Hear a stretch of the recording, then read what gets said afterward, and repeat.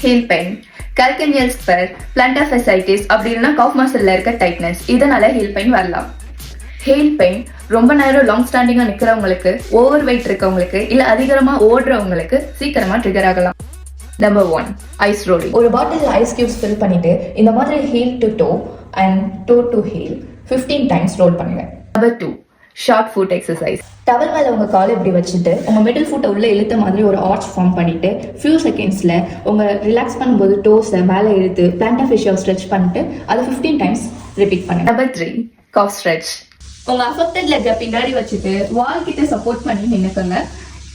உங்க ஹீலை ரைஸ் பண்ணாம உங்க பாடி வெயிட்டை வால் கிட்ட நீங்க எடுத்துட்டு போகும்போது உங்க காஃப் மசில்ல ஒரு நல்ல ஸ்ட்ரெச் தெரியும். அதை அப்படியே 10 செகண்ட்ஸ் ஹோல்ட் பண்ணிட்டு ரிலாக்ஸ் பண்ணுங்க. Number 4, heel rises.